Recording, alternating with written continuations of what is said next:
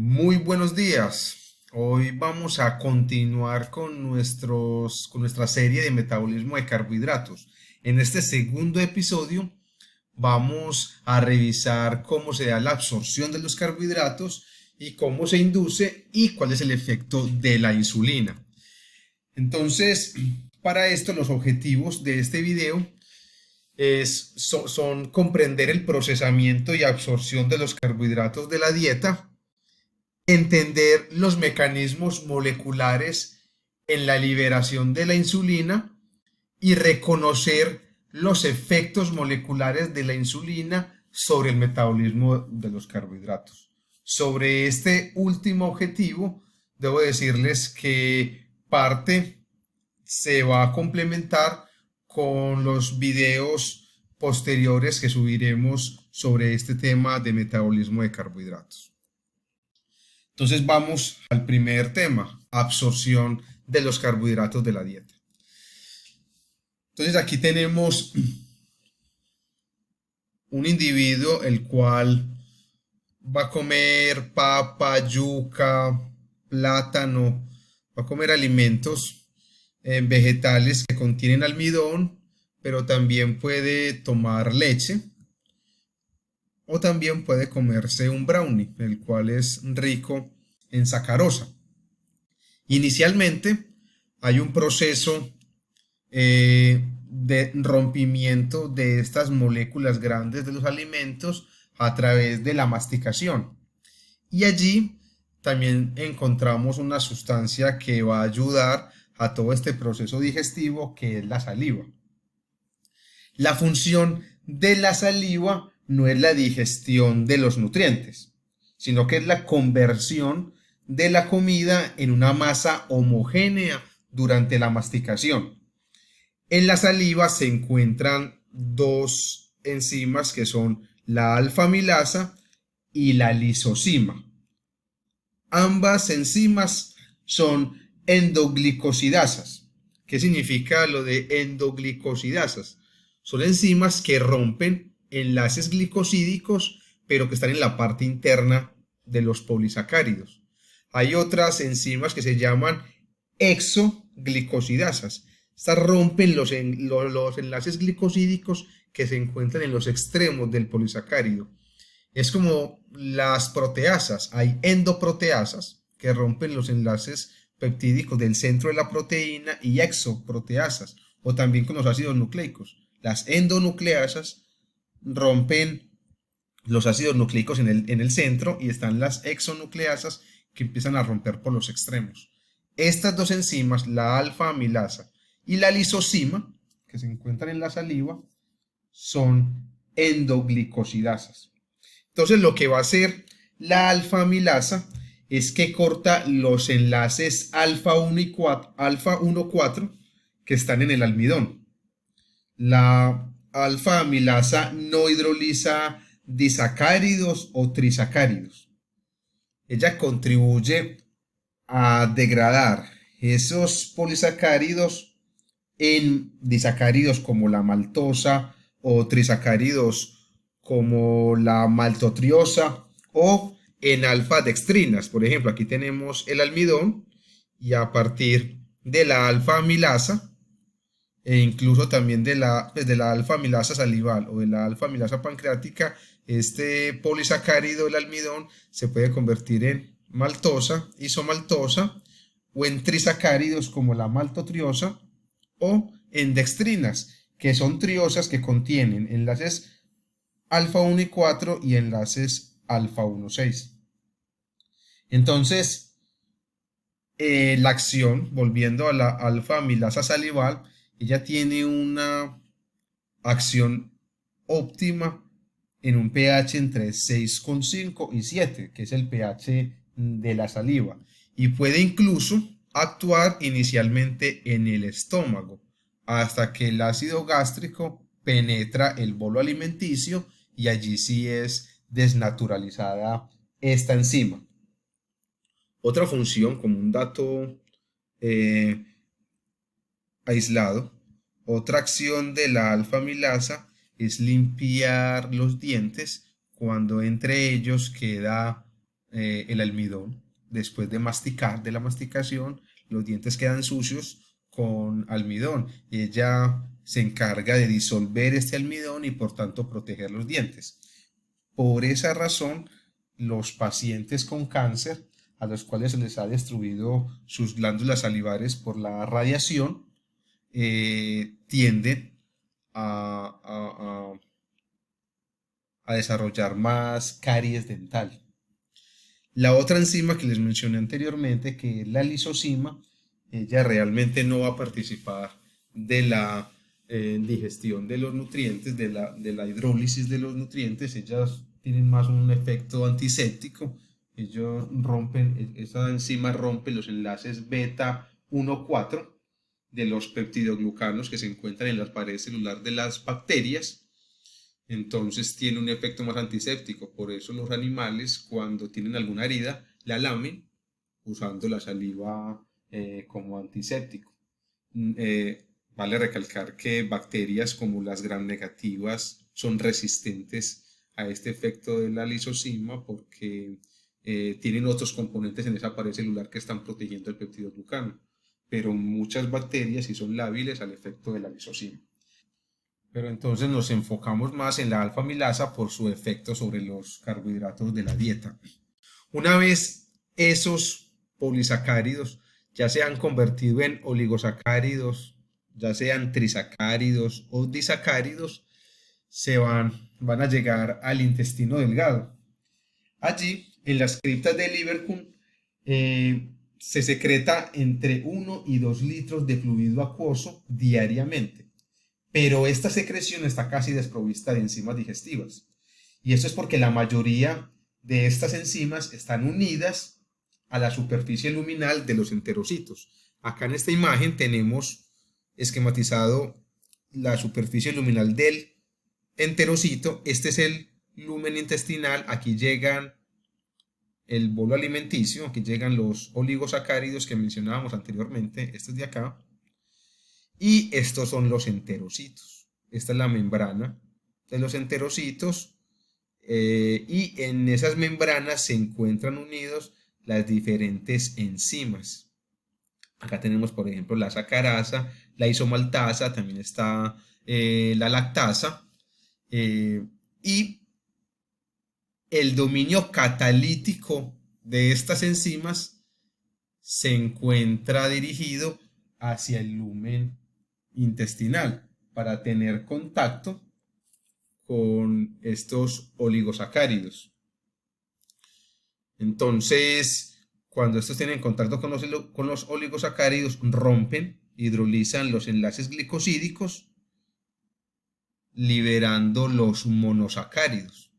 Y esto es necesario porque ya dos monosacáridos unidos ya es una molécula muy grande para poder ser absorbida por los enterocitos.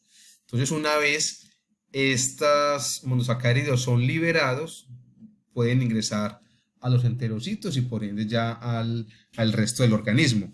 Entonces, la maltasa y la isomaltasa son degradados a monosacáridos de glucosa. La sacarosa es degradada por la sacarasa en glucosa y fructosa. La lactosa es degradada por la lactasa en glucosa y en galactosa. Inclusive hay otras enzimas como la glucoamilasa, que lo que hace es cortar la maltosa y la maltotriosa, actuando sobre los enlaces alfa 1,4. Y también está la isomaltasa, que hidroliza los enlaces alfa 1,6 de la isomaltosa y de las dextrinas. De esta manera se van a liberar los monosacáridos y van a poder ser absorbidos por los enterocitos. En esta imagen tenemos otro esquema de estos enterocitos. Estos son los enterocitos. Este es el lumen intestinal. Aquí es donde llega esos oligosacáridos y son transformados, son degradados a monosacáridos. Esta es la membrana, entonces esta es la membrana luminal de los enterocitos. Por acá es donde se da la absorción de estos monosacáridos. Al otro lado tenemos la membrana basolateral de los enterocitos la cual se une con la circulación. Acá están los vasos sanguíneos.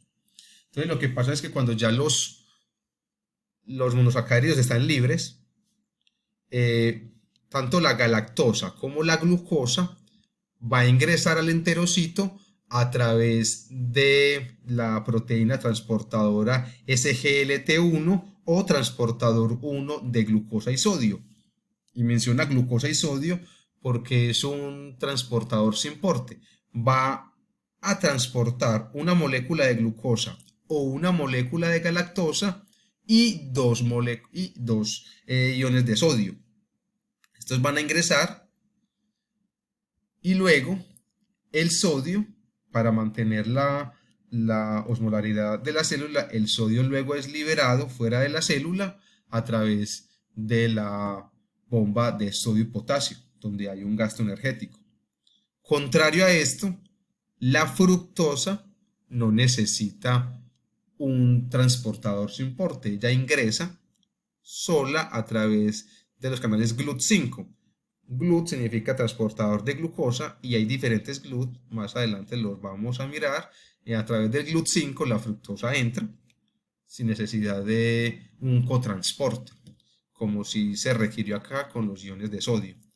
Ahora, una vez la galactosa, la glucosa o la fructosa están dentro de los enterocitos, son liberados a través de la membrana vasolateral hacia la circulación a través de los canales GLUT2. Y de esta manera los carbohidratos de la dieta llegan a la circulación para llegar a las distintas células del cuerpo. Sin embargo, no siempre todo se da así de fácil y hay algunos carbohidratos que tienen unos tipos de enlaces cuyas enzimas digestivas no tienen acción sobre ellos. Y allí es donde genera las llamadas flatulencias y las molestias estomacales. Por ejemplo, este enlace de las galactosas, aquí tenemos estas galactosas, y estos enlaces alfa 1,6 son realmente difíciles, no hay enzimas, no tenemos enzimas digestivas que lo logren romper. Y estos enlaces se encuentran mucho en la rafinosa y en la estoquiosa, que son carbohidratos de las legumbres, de los frijoles. Y entonces al no poder ser digeridos por las enzimas digestivas, sí son utilizados por las bacterias intestinales, por la microbiota intestinal. Entonces allí se rompe, estas rompen este enlace, estos monosacáridos quedan libres, pero ya en el intestino grueso, y la microbiota del intestino grueso las utiliza generando gas y generando ácidos. Los ácidos generan las molestias estomacales y los gas ocasionan la flatulencia que ya todos conocemos, ¿cierto? Lo mismo sucede, por ejemplo, con la intolerancia a la lactosa. Con la edad, por un proceso a nivel transcripcional, hay una menor producción de la enzima lactasa. Al no haber la lactasa, no se logra hidrolizar la lactosa y por eso las personas de mayor edad son cada vez más intolerantes a la leche y por eso les genera tanta flatulencia, porque no están produciendo la enzima que rompe ese disacárido. Bueno, entonces hemos visto el primer tema, que es la absorción de los carbohidratos. Hasta el momento tuvimos que la leche o los vegetales que nos comimos o el brownie que nos comimos, ya vimos cómo era esa digestión, cómo se absorbe y cómo esos monosacáridos, empezamos desde unos polisacáridos y esos polisacáridos ya llegaron a la circulación en monosacáridos. Esos monosacáridos fueron absorbidos en el duodeno y ya se liberaron a la circulación. Lo que vamos a ver a continuación es cómo esos monosacáridos que ingresaron a la circulación logran estimular la liberación de insulina. Acá tenemos entonces, acá tenemos el duodeno por aquí es donde se va a dar esa absorción de los monosacáridos. Cuando ingresa a la circulación, esos monosacáridos van a llegar a los diferentes órganos, entre ellos el páncreas, el cual está inclusive muy cerca de ese duodeno. Por eso muchas de las enzimas que son liberadas en el páncreas para degradar proteínas o para degradar ácidos grasos son producidos en el páncreas y se liberan en el duodeno. Eso lo vamos a ver más adelante cuando toquemos la serie de metabolismo de lípidos, por ejemplo. Pero entonces, una vez los carbohidratos llegan a la circulación, pasan por la sangre, cuando pasan por la circulación, pasan por los órganos, los diferentes órganos, entre estos el páncreas. Y el páncreas está conformado por unos islotes pancreáticos, que aquí lo podemos ver con una mejor ilustración. En estos islotes pancreáticos se encuentran dos tipos de células que van a ser fundamentales para entender el metabolismo de los carbohidratos, y son las células alfa y las células beta. Las células alfa van a producir una hormona muy importante que es el glucagón, que lo vamos a ver más adelante, pero hoy vamos a profundizar en estas células beta, que son las que producen y liberan la insulina. Entonces, una vez esos monosacáridos que nos acabamos de comer llegan a la circulación, pasan por el páncreas y en el páncreas llegan a las células beta pancreáticas. Y allí estas células beta van a metabolizar esta glucosa, y a través de esa producción de ATP de esta glucosa se va a liberar la insulina. Vamos a ver paso a paso cómo se da esto. Aquí tenemos la célula beta pancreática y la célula beta produce la insulina, que es una proteína, es una hormona proteica, pero no la libera inmediatamente. Ella la almacena en estos endosomas. Estos endosomas, como cualquier endosoma, está formado por una membrana que es exactamente igual a la membrana plasmática. Está formado por fosfolípidos que son exactamente iguales a la membrana plasmática. Entonces allí están almacenados todas las proteínas de insulina, y lo que pasa entonces es que la glucosa, a través del GLUT2, recordemos que estos GLUT2 son los mismos que están en los enterocitos en la membrana vasolateral, a través de estos GLUT2 ingresa la glucosa a través de un transporte pasivo. Recordemos que los transportes pasivos se dan por gradiente de concentración. Va a pasar de mayor concentración que está en la sangre a menor concentración dentro de la célula. Entonces ingresa la glucosa y allí va a sufrir glicólisis. Nosotros aún no hemos visto la glucólisis, eso lo vamos a ver en el siguiente episodio, pero durante la glucólisis esta glucosa se va a degradar, se va a metabolizar a piruvato, y durante este proceso se van a producir unas moléculas de ATP allí en el citoplasma. Eso lo vamos a ver a profundidad en el próximo capítulo, como les digo. Pero entonces este ATP que se produce, lo que va a hacer es que se une a unos canales de potasio que son sensibles a ATP. Por estos canales de potasio normalmente se libera potasio al medio extracelular, pero cuando el ATP producido por la glucólisis se une a ellos, genera un cambio conformacional en esa proteína transmembrana, y ese cambio conformacional evita que el potasio se siga liberando. Esto hace que aumente la despolarización de membrana, y cuando aumenta la despolarización de la membrana se van a activar los canales de calcio sensibles a voltaje. Entonces, cuando aumenta el voltaje, recuerden que las células en general están alrededor de menos 70 milivoltios, y cuando sube alrededor de menos 40 milivoltios se activan los canales de calcio que normalmente están cerrados. pero cuando la célula se despolariza, estos se abren, sufren un cambio conformacional, se abren y permiten que ingrese el calcio. Y el calcio ya activa al citoesqueleto para que movilice estos endosomas que contienen la insulina, que se movilice hacia la membrana plasmática.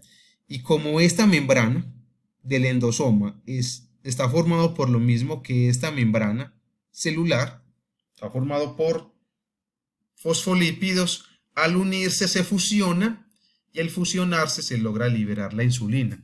Esta fusión es, un ejemplo puede ser cuando tenemos dos gotas de agua en una mesa. Si las unimos, como están formadas de lo mismo, hay una fusión y ya no se ven las dos gotas, sino que ya es una sola. Es lo mismo que pasa acá. Entonces, así es como se logra, así es como la glucosa, cuando aumenta los niveles en sangre, es que logra inducir la liberación de la insulina.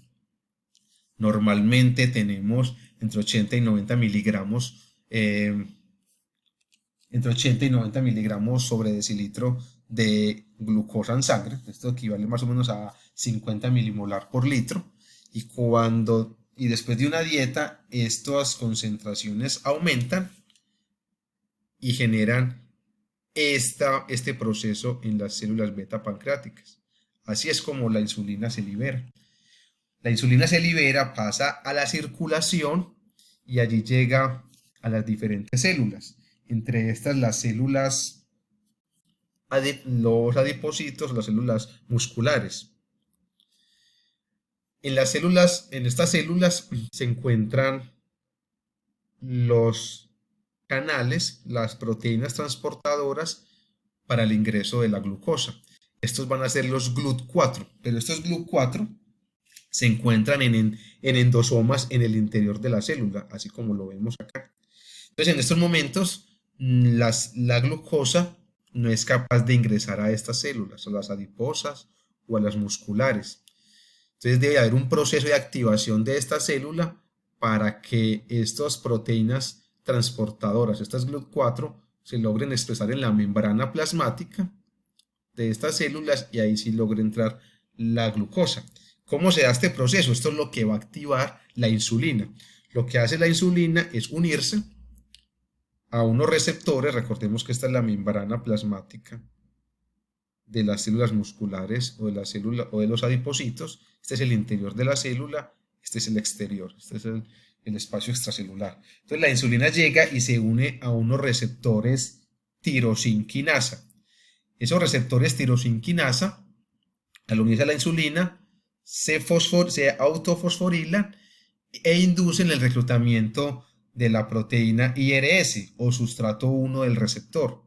Esta proteína induce el reclutamiento de la fosfatidilinositol 3 quinasa, que va a fosforilar un fosfolípido de la membrana plasmática, el fosfatidilinositol bifosfato, y lo va a convertir en fosfatidilinositol trifosfato. Este fosfatidilinositol trifosfato induce el reclutamiento de PDK y esta PDK es otra proteína quinasa que fosforila a AKT. Esta AKT también es conocida como proteína quinasa B o PKB. Entonces la PDK fosforila a AKT o proteína quinasa B, PKB, y esta AKT lo que hace es fosforilar la proteína AS160. Cuando la fosforila, la inhibe. Y al inhibirla, ya se permite que las RAP se unan a nucleótidos trifosfatos de guanina o a GTP. Y esta RAP unida a GTP permite el desplazamiento de estos endosomas en los cuales en su membrana están las proteínas GLUT4 para que se movilicen hacia la membrana plasmática, se fusionen, porque nuevamente esta membrana está formada por lo mismo que esta membrana acá, se fusionan y de esta manera se logra expresar los GLUT4 en la membrana plasmática para el ingreso de la glucosa.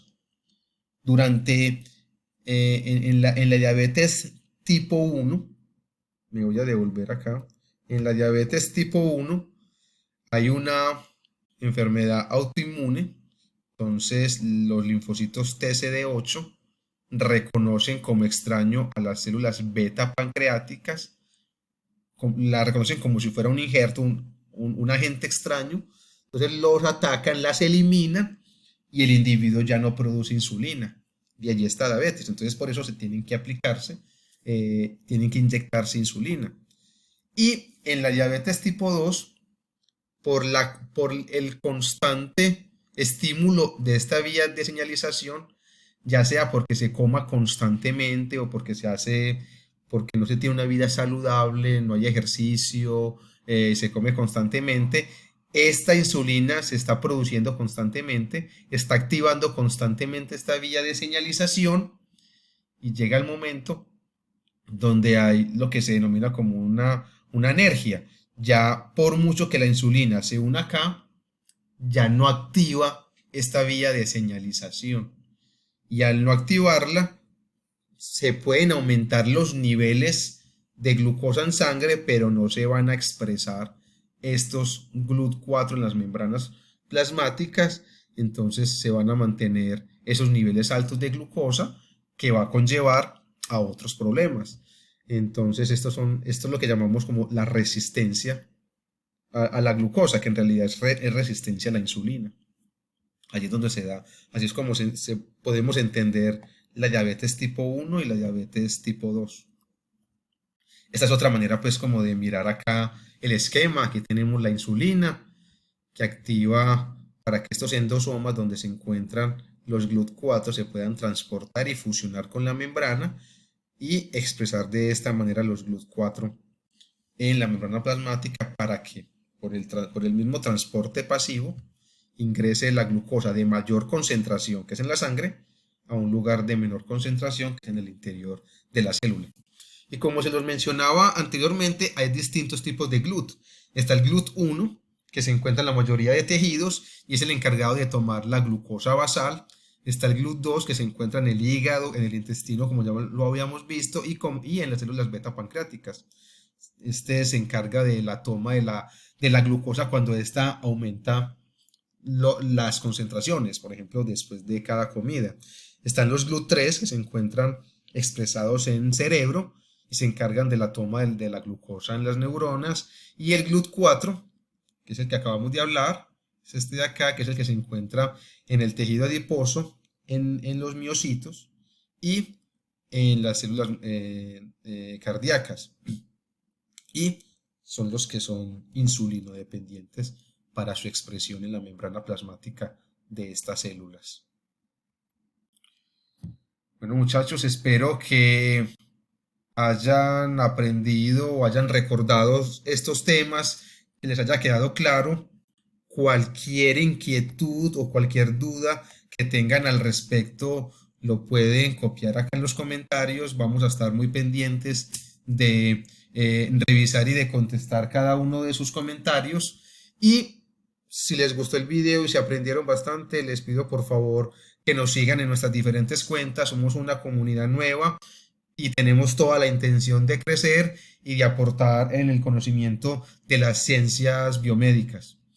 Un abrazo, hasta pronto.